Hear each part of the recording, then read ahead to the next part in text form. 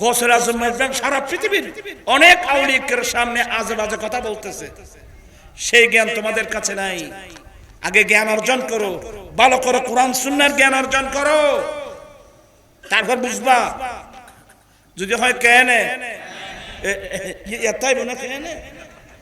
আমার গৌসে পাক বলছেন, আমার একজন মুরিদ আছে, এক কদম দিয়ে ফিলিস্তিন থেকে আমার বাগদাদে আসে।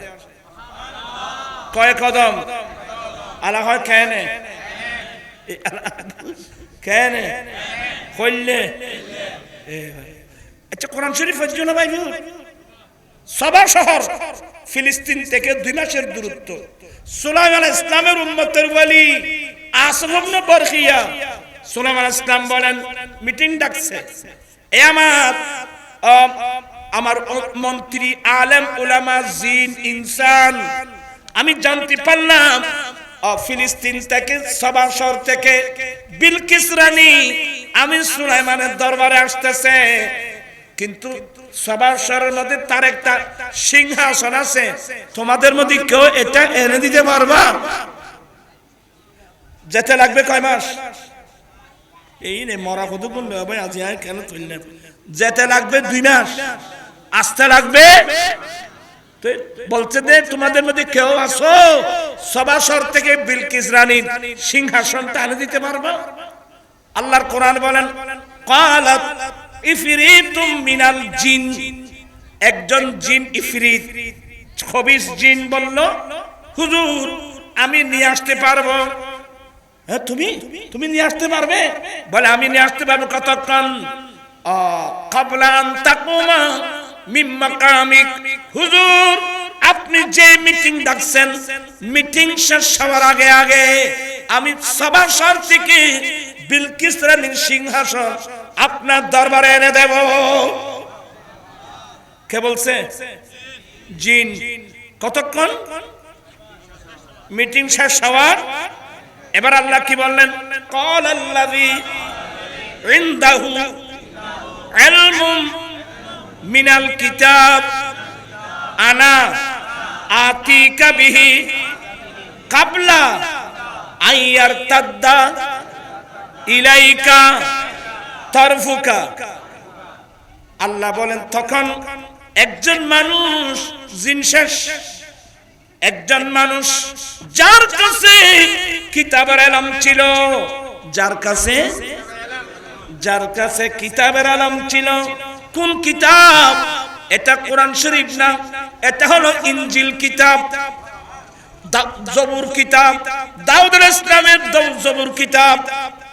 যার কাছে কিতাবের ইলম ছিল সেই বলল, হুজুর আমি বিলকিস রানীর সিংহাসন আমি এনে দেব। কতক্ষণ?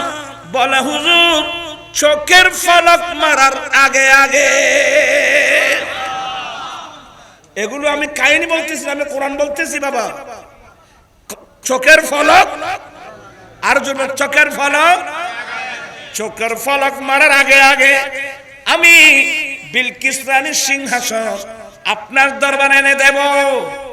চোখের ফলক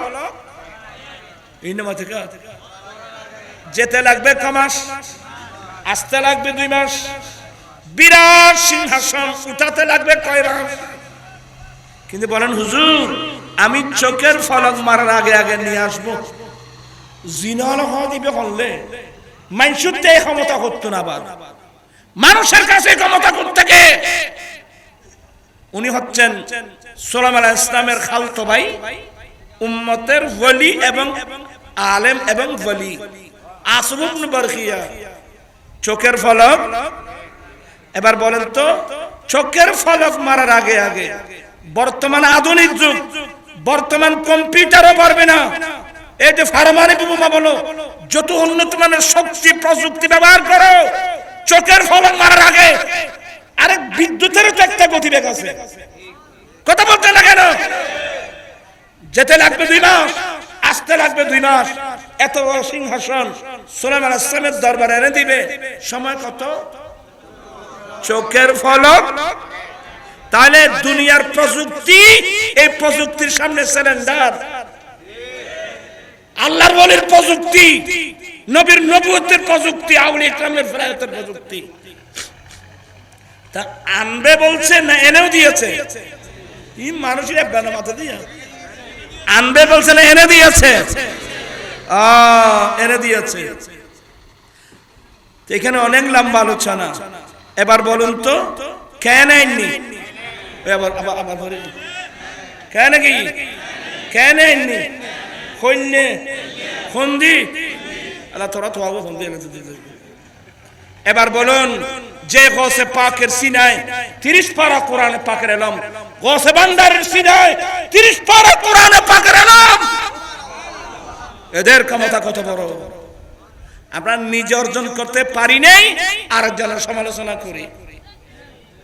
আমি বিনয়ের সাথে বলবো, মান আদালি ওয়ালিয়ান ফাকাত আযানতুহু বিল হারব, হাদিসে কুদসি।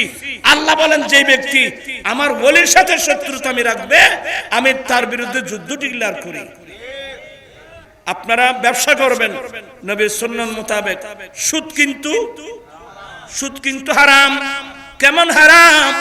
আমার নবী বলেন লিররিবা 70 হুবা আইসারু আইয়ানকিহার রাজুলু উম্মাহু।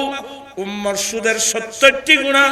এই 70টি গুনার মধ্যে একেবারে নরমাল গুনাহ নিজের ছেলে নিজের মাকে বিবাহ করা যত বড় গুনাহ। আরে নাউযুবিল্লাহ বলবেন না? আমার নবী 10ম হিজরিতে আর ফাতের মাঠে বলছিলেন ইন্না রিবাল জাহিলিয়া তাহাতা কদমাইয়া মাউদু। উম্মত জাহালত যুগের যত প্রকারের সুদ প্রথা সবগুলো আমি আমার পায়ের নিচে দফন করে দিলাম। আজকে দুঃখ হলো সত্যিও নবী সুদ প্রথা কবরের ভিতর দফন করে দিলেন, আর আমরা সেই নবীর কলমা পড়ে কবরের ভিতর থেকে সুদ প্রথা এনে রাষ্ট্রীয়ভাবে আমরা প্রতিষ্ঠা করাচ্ছি। কিয়ামতের মাঠে আল্লাহ রাসূলের সামনে কেউ মুখ দেখাতে পারবে না। কি প্রয়োজন ছিল সুদ দেওয়া? কি প্রয়োজন ছিল সুদ দেওয়া? আহাল্লাল্লাহুল বাইয়া ওয়া হারামার রিবা, ব্যবসা হালাল, সুদ হারাম। আল্লাহ সবাইকে, আরো অনেক আলোচনা ছিল, রাত বেশি হয়ে গেছে, আপনারা কষ্ট পাবেন। আপনারা কি মনে কষ্ট নিয়েছেন? গৌসুল আজম মাইজভান্ডারীর জীবনীতে আমরা জানি, অনেকে জানি না। গৌসুল আজম মাইজভান্ডারী, মাইজভান্ডার এটা একটা গ্রামের নাম, এটা একটা জায়গার নাম। অনেকে ভান্ডারকে গাল দাও, আরে মাইজভান্ডার একটা গ্রামের নাম। গৌসুল আজম মাইজভান্ডারী এই মাইজভান্ডার গ্রাম থেকে শরীয়তের ইলম, তরিকতের ইলম, হাকিকতের ইলম, মারফতের ইলম অর্জন করার জন্য তৎকালীন যুগে গিয়েছিলেন ক্যালকাটা আলিয়া মাদ্রাসা। কোথায় ক্যালকাটা আলিয়া মাদ্রাসা? কার ছিল? মাইক্রো ছিল? কোন উন্নত মানের যানবাহন ছিল? আর এত বড় মুহাদ্দিস বাংলার জমিনে কোন মহিলা জন্ম দিতে পারবে না। এত বড় মুহাদ্দিস গৌস পাকের গৌসুল আজম মাইজভান্ডারীর শাগিরদের মধ্যে হাজার হাজার মুহাদ্দিস ছিল। এই সম্পর্কে আমরা অনেকে জানি না। আল্লাহ পাক গৌসুল আজম মাইজভান্ডারীর জীবনে আমার নবীর শরীয়তের বাইরে একটা কদম দেয় নাই।